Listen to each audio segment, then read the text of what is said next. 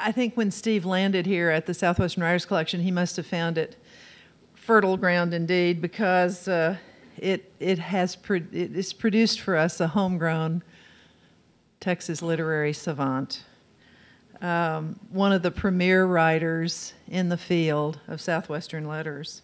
It's doubly wonderful for us because I would be proud of Steve if he were writing about Icelandic literature, but it's ever so much better that he's chosen the Southwest as his field, because he not only shines lights on the writers that he features, but he illuminates the collections here as well. He polishes our image, he raises our profile in the academic world. The library has been complicit in his literary development. He's received staff development grants that have enabled him to take some time off from his duties to work on the books that he has written. And so we can all be proud of our role in Steve's accomplishments. A quick personal note: Steve is lucky enough to share his life with 3 ladies. His wife, Georgia, who's the head of the Sebastopol Historic Site in Seguin, and his 2 daughters, Natalie and Lucia, both students in the schools in New Braunfels. A lucky man. He'll be well taken care of in his later years. He has all those wonderful daughters. Lucky guy. Steve is a graduate of Texas State with a master's in Southwestern Studies. He began here at the collections in 1994, became assistant curator in 97, which is the year that I came. And we've been working together ever since, and it's been great. In terms of his duties here, I mean, from the very start, there were only 3 of us when I came on: Steve and Mara Levy, and I, and a couple of student assistants. And so we had a lot to do, although the place was not quite as big as it is now. But we were busy. Since then, Steve has done virtually every one of the literary exhibits that we feature, about 2 a year. And he's also worked with a team that has produced off-site exhibitions at the Austin Bergstrom International Airport. We've done at least 3 and a couple of photo exhibits as well. Those are great exhibits off-site because millions of people see the archives and learn a little bit more about the Wittliff collections. Steve is also responsible for keeping us current with publications that support our archival holdings. He's ordered over the years thousands of books, pamphlets, periodical literature, and so forth, all the published material that we need for researchers when they come to use the archives. He speaks to classes, he speaks to groups on and off campus, he leads tours, he introduces visiting firemen, he serves on library committees. He's really been a great right hand all these years, always full of enthusiasm and great ideas, and always a wonderful advocate for the collections themselves. Way back in '97, he'd already begun to write book reviews, an activity that has increased over the years. He's written for Southwestern American Literature, for Texas Books in Review, for the Southwest Historical Quarterly, San Antonio Express News, and other newspapers as well. He's become active in professional organizations. He's on the program committee of the Texas Historical Association and is planning a couple of sessions in 2011, one on African American literature and one on the beats in Texas, which should really be interesting and fun. He routinely delivers papers also to the Southwestern Popular Culture Association. He's the area chair for Southwestern Literature and also for the Western Literature Association. And this year, as acknowledgement of his accomplishments in the field, he was elected to the Texas Institute of Letters. He's now currently the editor of the Southwestern Writers Collection book series with University of Texas Press. I happily turned that job over to him, and he's doing, of course, just doing wonderfully well with it. He's edited Lone Star Sleuths, an anthology of Texas crime fiction. That was with Rollo Newsom and Bill Cunningham, who may be here today, I don't know. But anyway, they had a great time with Texas crime fiction. And he also did a fabulous anthology of the works of Bud Shrake called The Land of the Permanent Wave. I just love it because it's not only a collection of pieces of Bud's published writings, but he also went into the archives and pulled in material that surrounded these published pieces, correspondence and notes and so forth. So it gives the reader the experience of having done research in an archive, because you have not only the published material but also the archival material that supports it, plus introductions by Bud. It's just a terrific anthology, and it was published and came out before Bud's death, so he had a chance to enjoy it, and we were able to celebrate it here with wonderful readings by G.W. Bailey, and it was very festive and fabulous. Steve also worked hard on a kind of complicated project that we did called Hecho en Texas, an anthology of Texas Mexican literature with University of New Mexico Press. That was edited by Dagoberto Gilb, but it included, I don't know how many pieces were in that, Steve? Over 150? Yeah. And anyway, a lot of copyrights had to be cleared and people had to be dealt with. So but it came out very well. It had a lot of typos, but it received an awful lot of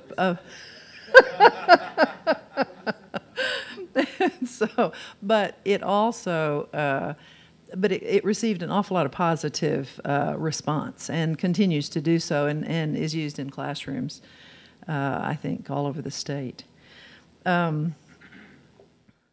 Now, let's see, Steve is the author of 2 books, of course, the first being Texas Literary Outlaws, which was published by TCU Press, and now J. Frank Dobie, A Liberated Mind, which is in the Charles Prothero series, Texana series with UT Press as well.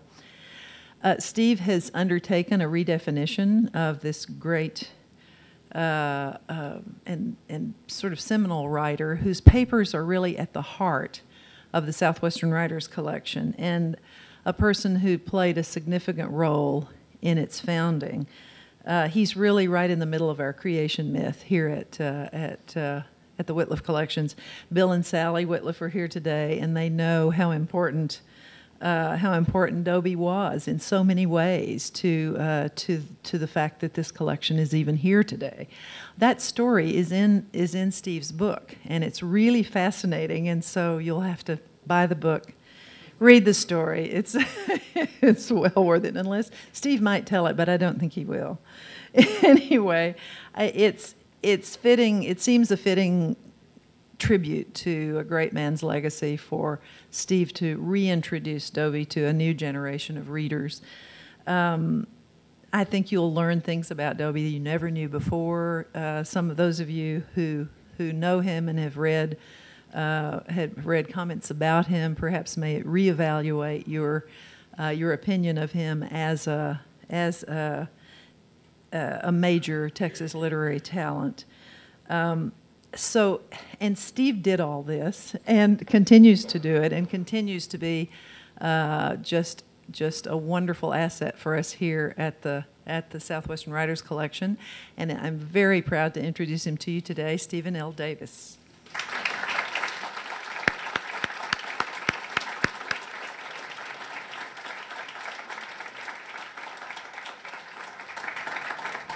Thanks for that short introduction, Connie. And I'd like to thank you not just for me, but for all the other Steve Davises out there. We're not quite the Bill Smith Club, but we're close. I think there are 5 or 6 Steve Davises here in San Marcos, and gentlemen you see here. People named Steve Davis have published thousands of books, so I tried to distinguished myself a bit by becoming Stephen L. Davis. And here's where that got me. I went on to Amazon, like authors will do but not admit, see if my sales ranking had cracked the top 500,000 or not.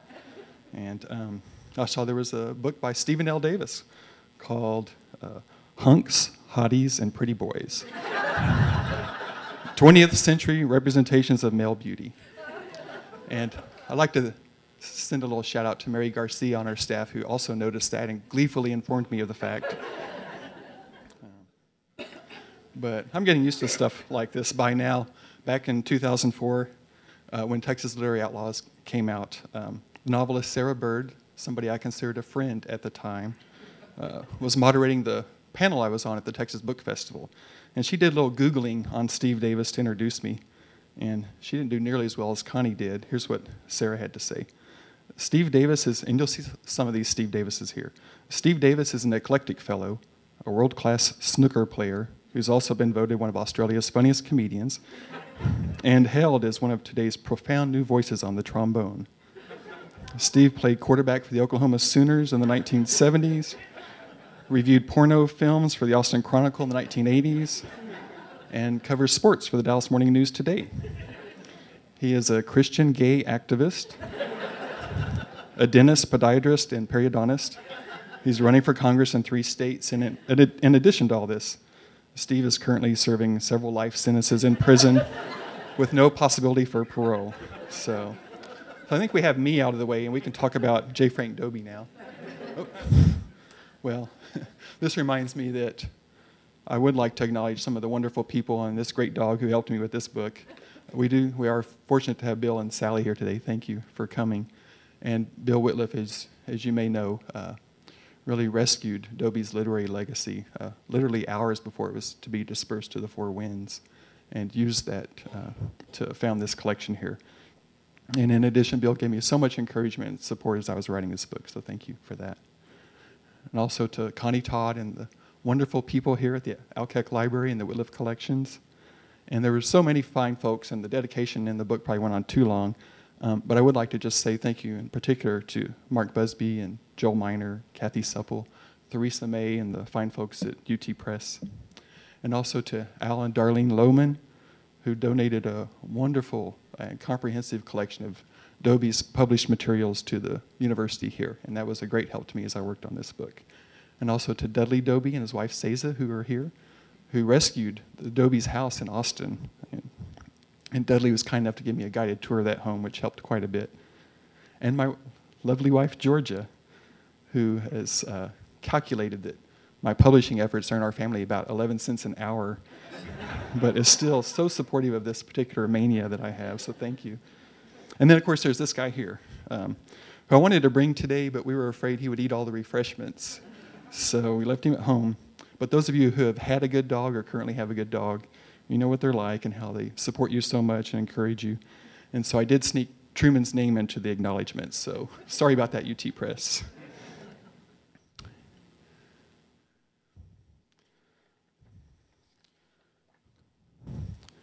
So J. Frank Dobie, somebody who thoroughly dominated Texas literature from the 1920s to the 1960s. In addition to his numerous books and magazine articles, he starred on radio programs. He had a syndicated column that appeared in newspapers around the state. His interpretations of Texas culture were sacrosanct, and he was a well-loved celebrity called by many Mr. Texas.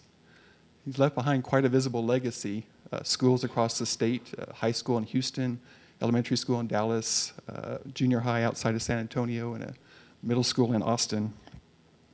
And also in Austin, we have the Dobie Mall, Dobie Theater, the Dobie Tower, which Dobie would have hated that skyscraper, of course. At Barton Springs, we have this wonderful statue, Philosopher's Rock. How many of you have seen this statue in person at Barton Springs? It's quite a cool deal. And there's Roy Bedichek to his left and Walter Prescott Webb, who you'll notice is wearing a suit because he was not a swimmer, but he is barefoot for the statue's sake. And then this is what would have happened to the Dobie home if Dudley and Seiza hadn't stepped in and saved that house. The Southland Corporation was ready to buy the property, tear down the house, and turn it into a 7-Eleven. But thank God that didn't happen, and so Dobie House is preserved today. It's a National Historic Landmark, and it's home to the Michener Writers Center at UT Austin. And then we have the Dobie Paisano Fellowship, one of the country's most sought-after literary fellowships. This is on Dobie's 254-acre country place in the hills outside of Austin along Barton Springs. And this program has nurtured many of the state's greatest writers in their early years. And then here's the keystone in our logo, which also has a Dobie connection that we acquired through Bill and Sally. So 1964, April, Dobie was about 75 years old, and he was invited by Lyndon Johnson to visit the president at the White House. Dobie turned down the invitation, said his health was too poor, and so LBJ called him up. He didn't record that conversation, but LBJ recorded a lot of his conversations. And in a subsequent call to the journalist Marshall McNeil, LBJ said, "I called old man Dobie this morning and told him I'd send Lady Bird's plane down there, bring him to Dallas, and I'd buy his tickets, and I'd get him up here, and he'd have to stay at the White House, and goddamn it, he'd have to come up here and do it." And Johnson added, "He said he didn't know whether he'd make it, but said I'm like a horse that's down in his bottom." And LBJ, of course, was very persuasive. So there was Dobie in the Oval Office. And Tim, can you play that recording for us that we have?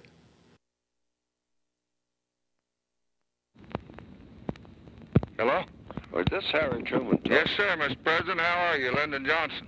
Well, my goodness alive. I'm mighty glad to hear your voice. I thought I'd report that I'd appeared, and I thought maybe if it was convenient to you after lunch, I'd like to come over and pay a call to you. Well, I've got a good old friend of mine. Why don't you come and have lunch with me? Oh, my goodness alive. Come over here about 1:30, and you can walk over here. And oh, yes. I'm gonna have a little press conference in the next, I guess it's about 12 o'clock. I'm just gonna let them come in and tell them they go for the weekend. But if you want to come over, say 12:45, 1 o'clock, while we'll say howdy to the boys, and then you and I and Dr. Frank Dobie, an old friend of mine that you've met down in Texas 2 or 3 times with Rayburn, he's here, and we just have a quiet little luncheon, and you come and eat with us, and I'll give you a snort or two, but I won't put you on a helicopter. I won't put you on a helicopter. All right. I'll obey the presidents. You know, I always do that. All right. Especially when it's you. Thank you, Mr. President. Now I'll be over. Wonderful to see you. Thank you. Yeah, aren't you glad you got to hear that? You know, gives you a good idea of what LBJ was like. Just a few months after this photo was taken, Dobie had died, and as a measure of his stature, at the time his death was front page newspapers across the state. And you'll notice also here this reference to the Vietnam War. And that really has a lot to do with the kind of rapid decline in Dobie's literary reputation. There was this great generational conflict that erupted during the 60s. And there was a lot of rancor that emerged towards Dobie at that time, some of which is still felt today. Here's some of the 3 leading critics of Dobie that you'll see through the years. Does anybody know who the person on the left is? Yes. It's Larry McMurtry, wearing his famous shirt, minor regional novelist. Very ironic and kind of making fun of his status as a Texas writer. And just a totally different attitude, I think, than Dobie had, who sort of filled the Southwest. And as Mark Busby has noted, and some other scholars have, McMurtry is really trying to find some psychic space for his own work by clearing out the people ahead of him. And so he had some pretty harsh words about Dobie in an effort to do that. Then in the middle, do you know who that is? Catherine Ann Porter. And she's somebody who has a worldwide reputation and still very popular, very much studied. And she lost an important book award to J. Frank Dobie at the Texas Institute of Letters in 1939 that people still talk about and have not forgiven Dobie for. And a lot of, Dobie died in 1964. I think the Feminine Mystique was published in 1963, and the feminism movement came about. And there's still many women scholars who sort of dump on Dobie as kind of emblematic of the white male rule. And that's kind of interesting because Dobie actually sponsored several women writers and did everything he could to help them. And part of that's in the book. This guy on the right, do you know who that is? Americo Paredes, the godfather of Chicano literature, who really issued kind of the most scathing literary portrait that you'll see of Dobie in print. And I think Paredes felt bad about that later. He wrote this book, George Washington Gomez, when he was an angry young man. And Dobie was kind of at the height of his jingoistic view of Texas. And later they got to know each other and actually became very friendly with each other. And Paredes sang a corrido in Dobie's honor after he died. And late in his life, Paredes referred to Dobie as a lovable old fraud. So with all of that criticism, we had kind of a new image of Dobie develop over the last couple of generations. Somebody who was arrogant, an arrogant symbol of white male rule, basically, and somebody who is increasingly irrelevant to our modern age. And you can see that expression on Dobie's face there. Give you a better look. That's an expression that his wife Bertha probably saw more than she wanted to. And so there, you know, like everything, there's some truth in that.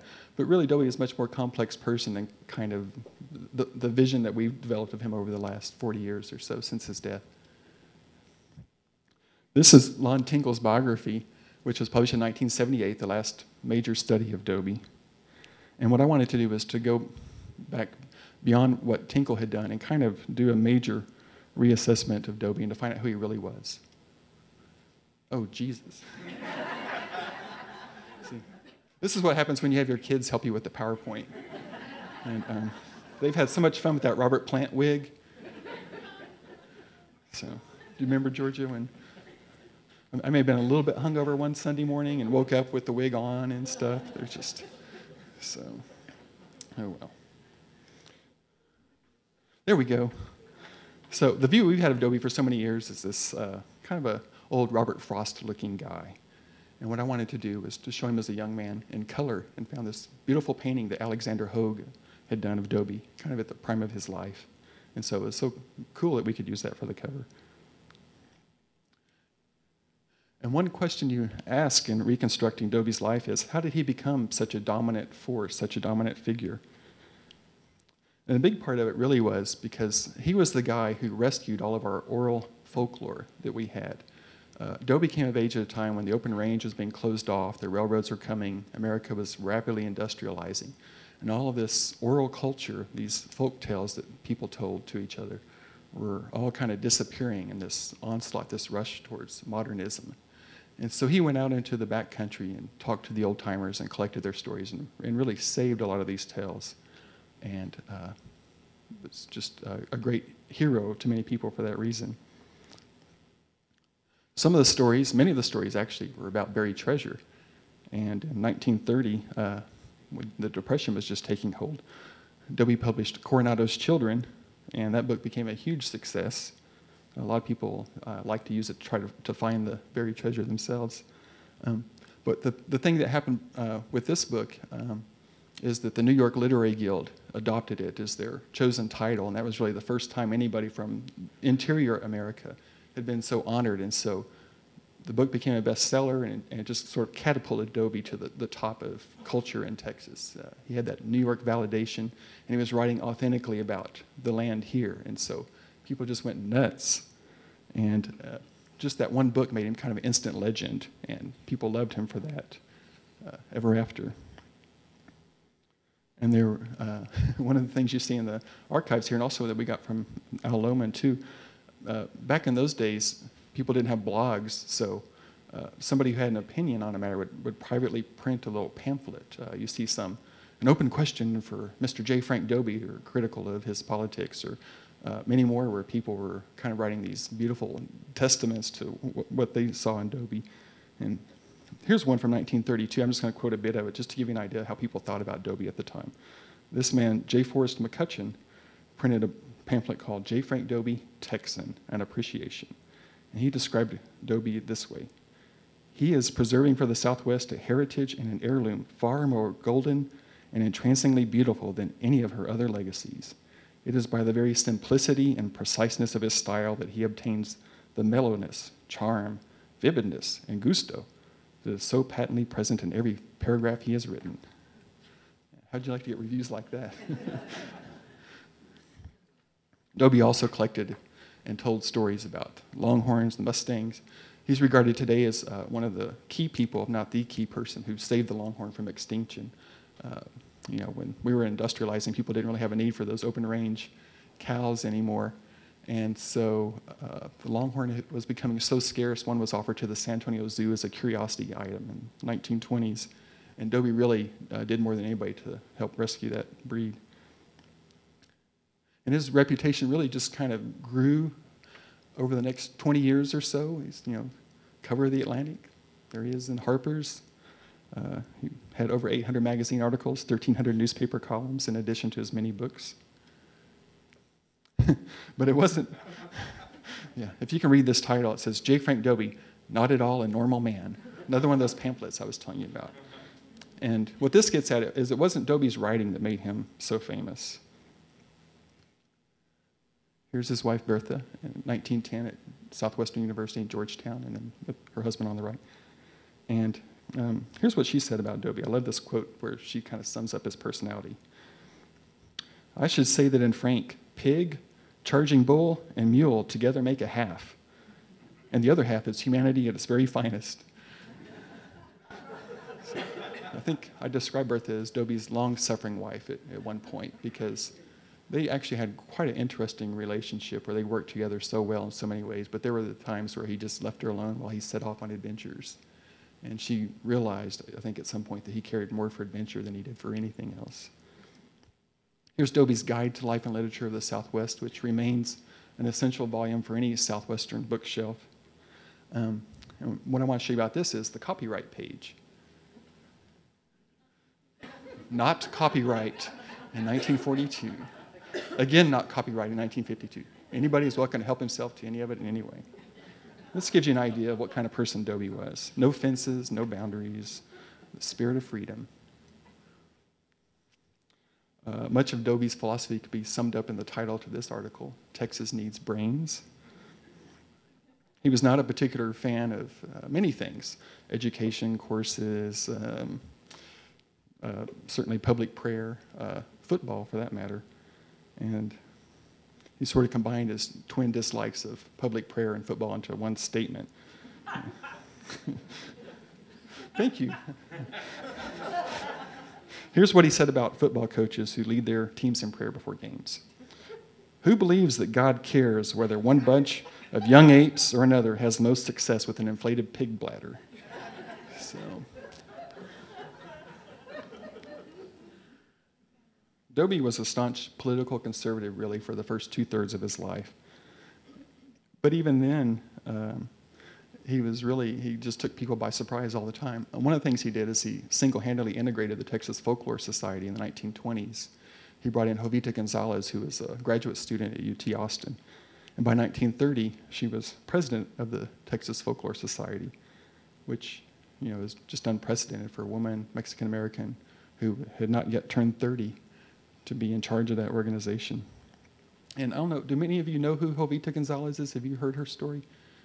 She's somebody who Frank and Bertha both sponsored her as much as they could and helped her get a Rockefeller scholarship to write a novel. And she was really poised to become a major force in Texas letters in the 1930s. And then, she got married.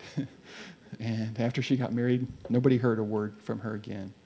And in the years since her death, she's kind of been rediscovered, and there have been 4 posthumous books now published of her work, including that novel that she wrote in the 1930s.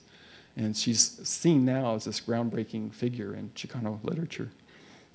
And then there's J. Mason Brewer on the right, who Dobie worked with on collecting African-American folk tales. And with J. Mason Brewer, Dobie got his work into the Texas Folklore Society publication as soon as he could after they met.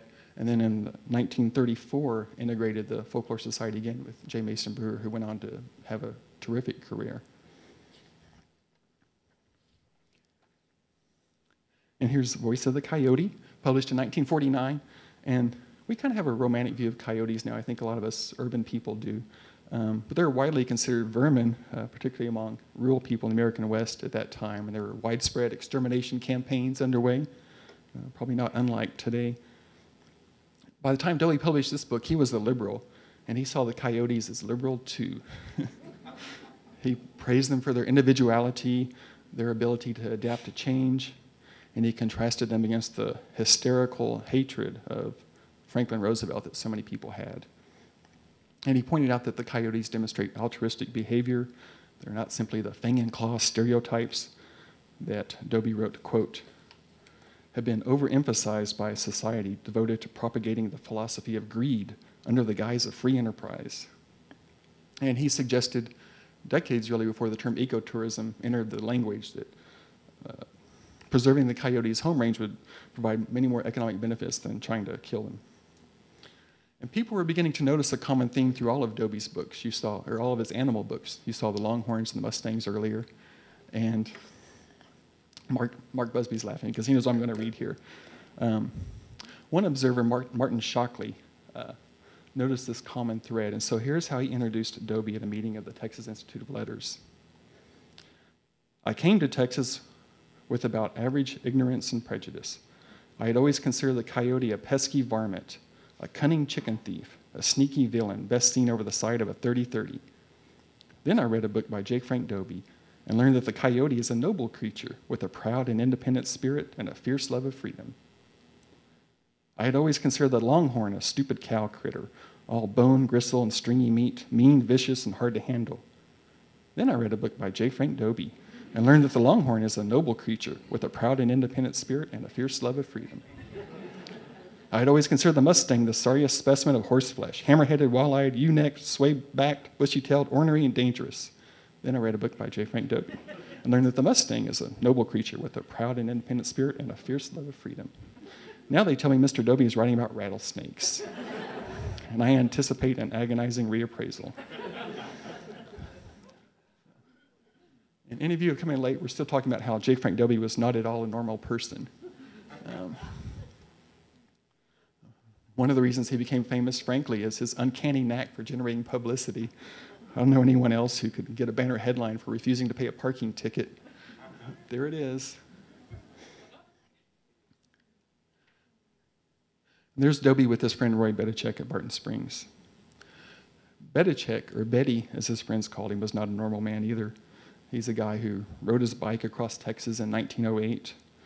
And to many of his friends, he seemed to live out of time, having little regard for contemporary mores. Well-versed in classical literature, Bedichek was known to wake up before sunrise because he wanted to read an hour or so from the works of Plato or Cicero before going out to get his morning newspaper. Only after reading one of the philosophers, he would proclaim, did he have the perspective to deal with the day's news. Bedichek was mostly a vegetarian, refused to use pesticides in his garden, and he ate meat only when it was cooked over an open fire. He thought that would leach out its protein poison. He also lectured friends on the pitfalls of pit toilets and indoor plumbing. He preferred to go out of doors because he said that nature designed us to squat. And so he felt like he functioned best when he squatted as nature decreed. Bedichek had a first-class mind. He was observant and witty and philosophical. And he, more than anybody, had a huge influence on Dobie's eventual transformation into a liberal humanist. And Bedichek, by the way, his friends tried for years to get him to write a book, and finally at age 69, he published his first book, Adventures with the Texas Naturalist, which some critics feel is the best book of all published from the Holy Trinity of Dobie, Bedichek, and Webb. It's certainly a very fine book. Oh, on this slide, you can boo and hiss if you like. Dobie had opponents, believe it or not. Anybody know who this guy on the left is? That's Pappy O'Daniel. Not from the Coen Brothers film, but the real Pappy O'Daniel. And as governor, he appointed very conservative regents to run UT Austin, who clamped down on freedom of speech, academic freedom, all of those things. Fired the president who was defending that concept and created this kind of huge mess for UT in the 1940s. And he and Dobie had several choice words for each other. In the middle, J. Edgar Hoover, yes. And one of the things that I found out working on this book is that Hoover had the FBI secretly investigate Dobie as a possible communist subversive. And it's interestingly, you know, the FBI got concerned when they saw Dobie calling for the complete integration of UT Austin and things like that. They thought he was quite radical. But what really set them off is that when Dobie had a column where he criticized the Gestapo or the FBI's Gestapo tactics, as he called it. And then all the alarm bells went off. You can see it in the files. And then here on the right, that's J. Evetts Haley. And this is one of the, it's kind of a sad story in a way. Haley was really Dobie's closest friend during the 1920s and much of the 1930s. And Haley became kind of the most vocal conservative in Texas and sort of an early incarnation of what would eventually become the John Birch Society is what he was doing. Haley was all for textbook censorship, and by the early 1960s, he created a new organization, Texans for America, that forced the withdrawal of books such as The Grapes of Wrath from school libraries. And he denounced textbook writers who, and here's a quote, play down the Constitution and play up Negro communists. His organization opposed any favorable mention in textbooks of the income tax, Social Security, United Nations, farm subsidies, the Marshall Plan, federal funding for schools, UNESCO, and integration.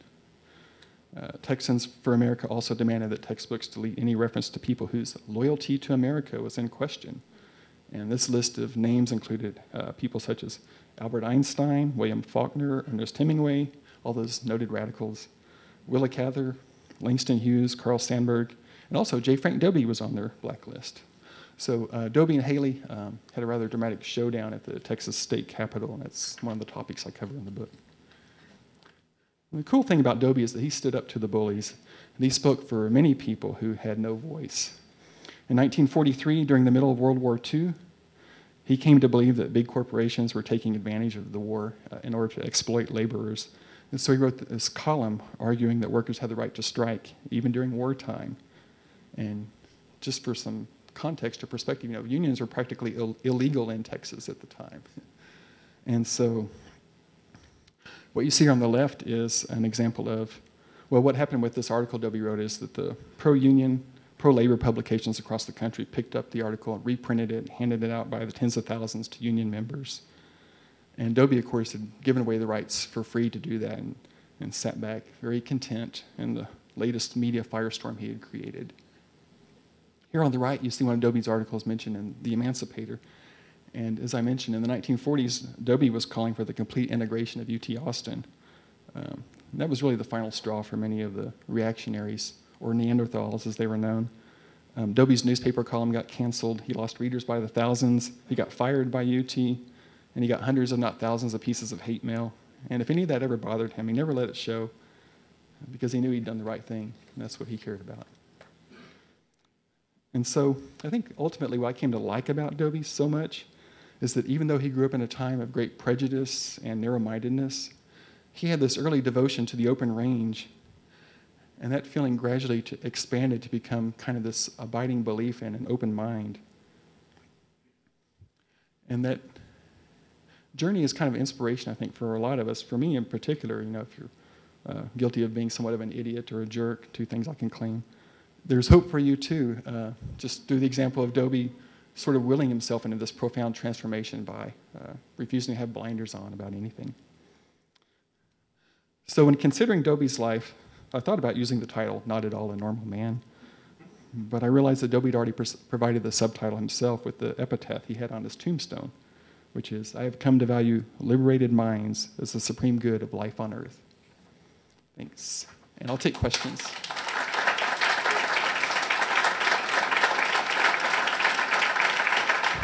Anybody but Bill can ask questions. Yes, ma'am.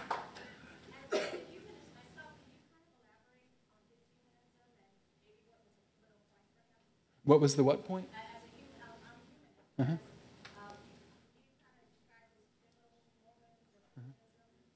It's kind of a long story, but Dobie was basically a 19th century libertarian. He didn't want any government interference or anything.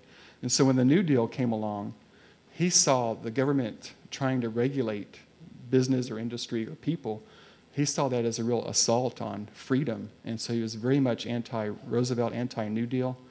And gradually he came to realize that the right-wing businessmen posed a bigger threat to individual liberty than the federal government did through their control of the universities and clamping down on particularly the issue of academic freedom and freedom of speech was a major concern to him. And so that really kind of set him off. And then when he realized that those same kind of reactionary forces were the ones who were maintaining segregation and keeping working people down. Dobie was very much interested in the grassroots, and that's, I think, one of the great things he did in academia too. I didn't mention in this talk is that the time Dobie came along, professors were supposed to be opaque, and they were supposed to write in jargon and not be understood by common readers or really anybody who was interested in reading about them other than narrow specialists. And Dobie was really very upfront, and through his whole career wanted to bring the scholarship out of the ivory tower and take it down to the grassroots basically and share it with the people. So that was kind of his abiding influence. Yes. Yes. I just heard somebody refer to him as Dr. J. Frank Dobie. Tell us about his doctorate. Well, yes. At that time, if you wanted to be a professor at university, you really had to have a PhD. I mean, at a major university, if you want to teach anything other than freshman comp and all that kind of stuff. And Dobie was just not cut out for that kind of thing. And he really tried to do it. He went to graduate school at Columbia and thought he was going to get his PhD. And at one point, he felt almost like the student protesters in the 60s. He felt like the curriculum was not being relevant to what he knew about it and what was in his life. And so he ended up having a lot more fun going to the shows on Broadway. And at one point, he wrote to a friend, "I finally passed enough classes to get my master's degree," and that was good enough for him. And one of the things, Dobie's very critical of education courses throughout his whole life. And if we had time, I'd read you some of those funny quotes, but there are a couple in the book. But one of the things he said about the doctoral degree, he said that the average PhD dissertation is nothing but a transference of bones from one graveyard to another. So he's a very quotable guy. Other question? Yes? Could you talk a little bit about his relationship with John Henry Falk, especially after Falk got blacklisted? Yeah. Well, Falk was a graduate student of Dobie's, and Falk grew up in a very, sort of the opposite circumstances that Dobie grew up in, a very tolerant family, very progressive family. And so from an early age, he was interested in going out to the black churches and collecting African-American folklore and all this stuff. And Falk liked to claim later in life, after the principals were dead, that he was the one who had the major influence on Dobie becoming progressive. And I didn't really find that. It was definitely Bedichek. You can see in the correspondence the way Bedichek was working on Dobie's mind. And Dobie started, he would quote wholesale paragraphs from what Bedichek was writing to him in his columns. And those were really the pivotal moments where he was becoming, really transforming into a liberal. But John Henry Falk certainly is just a remarkable personality. And they were amazed to see him go on to New York and become so successful. And then again, Dobie had a real fear after World War II that the fascists, and he asked the same question I think a lot of us would, which is, how could that happen in Germany? How could these good people be taken over by a fascist regime? And he saw roots of that here in the U.S., and he was always afraid that would happen here. And with what happened with John Henry Falk, who got blacklisted, that was just more evidence that you needed to fight as hard as you could against those people. So, Bill, you can ask a question if you have. I do have a question.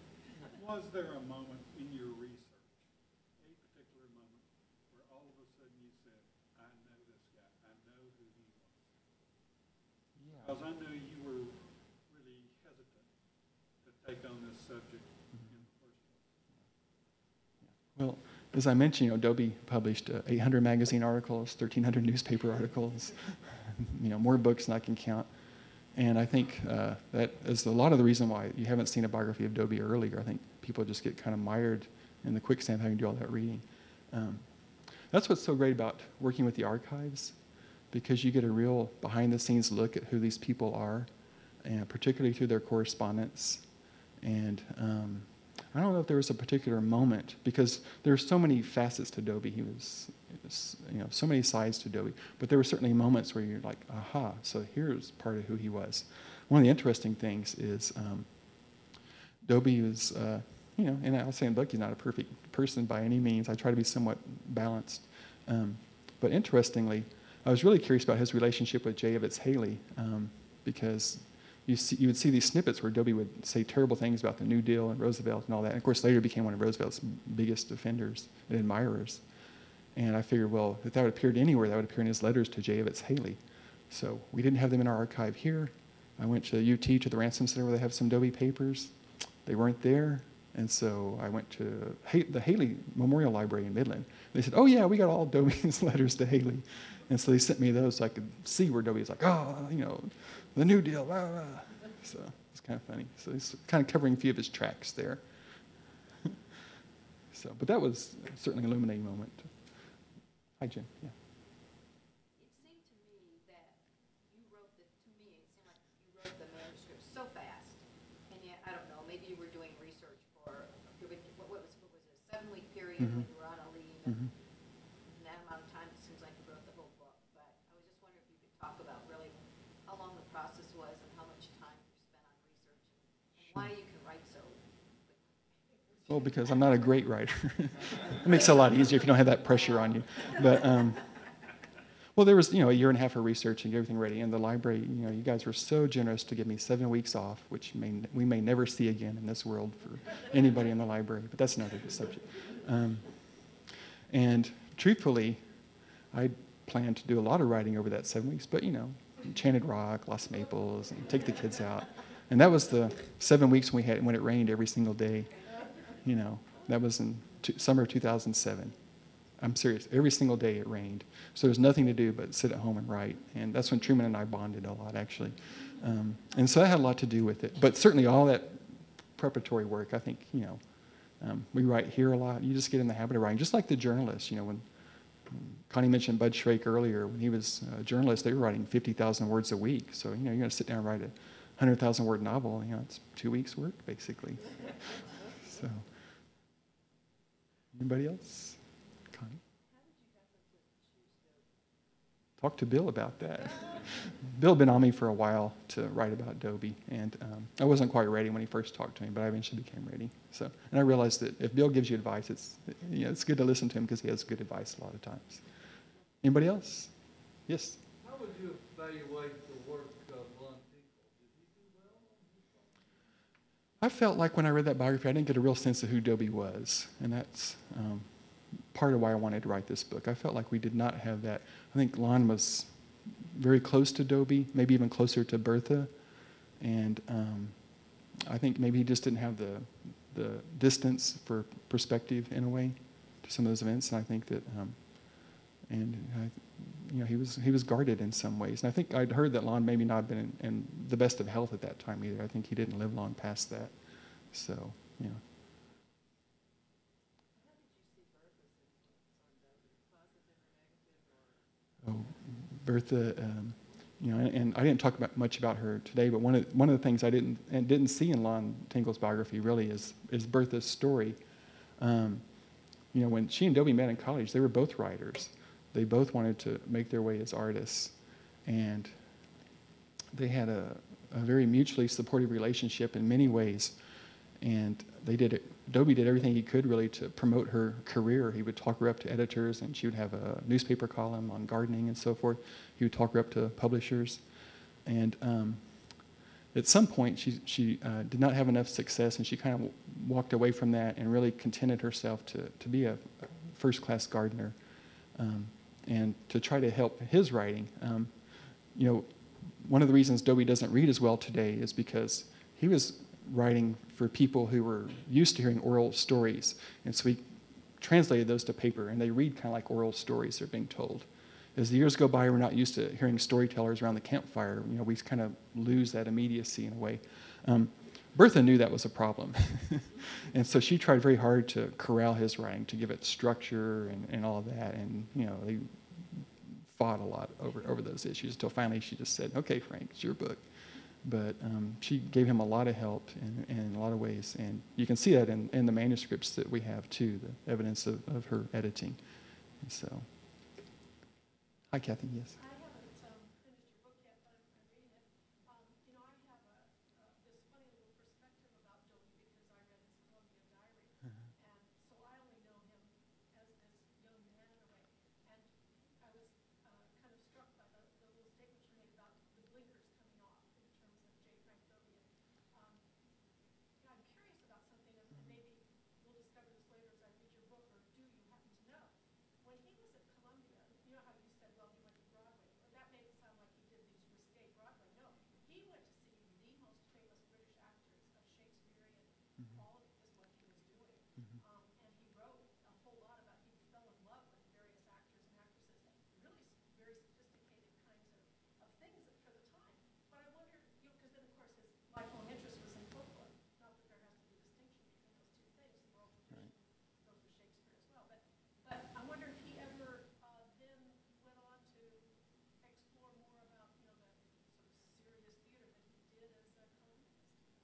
I think that's a good question. I think the experience there really affected him because he knew a lot of the shows that he was watching. He knew the stories because he had read the books.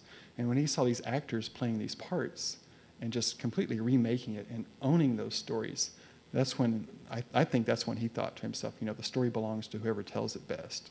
And that's really what he did with his folklore. When he's out talking to people, he would get a great version of a story from somebody that might have a little chronology wrong or a couple of details missing that somebody else might have, but their work has flaws too. He would sort of take all of that and do kind of a form of alchemy to retell those folk tales and make them the best possible version. So I think that may be how that affected him. So, anybody else? How much creativity were there? How much of his creativity is in those folk tales? That's a good question. That's the question people asked at the time. Catherine Ann Porter, I think, dismissed Dobie as a mere chronicler. And Dobie, I think he's like a lot of people from Texas who want to make it look like it's kind of easy and be laid back, and they're not the anguished artistes, wrenching blood out of their veins in order to write. And so Dobie at first acted like it was just, I'm just telling these stories for you guys. And then when people started kind of being a little critical of, maybe there's not that much art here, then he took steps to explain to people, He would say things in his introductions like, I have a feeling I know far too much about these stories than the average reader would be able to comprehend, and so therefore I'm distilling these, and how much of an artist I am, others must judge. But he would make a point for people to know how much work he had gone through to get those. And certainly, I think that, reading the story in Dobie's book and then going out and talking to somebody firsthand, I think the story in Dobie's book is far superior, and there certainly was an art to that. Yeah. Yes, Ray? Didn't he, unlike most male Anglo-Texans at the time, bother to learn Spanish and something in Mexico and spend some time down there? I think that's a good question. And Dobie's Spanish is probably a lot like those of us who just have, just have some block where we're just not good with foreign languages. He tried really hard, and he did learn a lot of Spanish. He grew up on a ranch in the South Texas in the brush country. His dad was the rancher, and they had many Mexican-American workers there. And Spanish was, the language these people spoke. And Dobie, you would think that he would learn it, but his parents were, this is an example of what it was like at that time.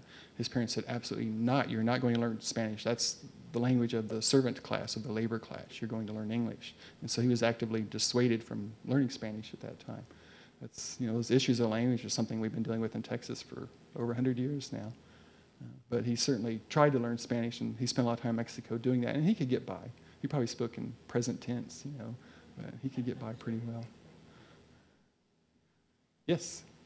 In all of the things that you've read, does he refer a lot to the liberated mind?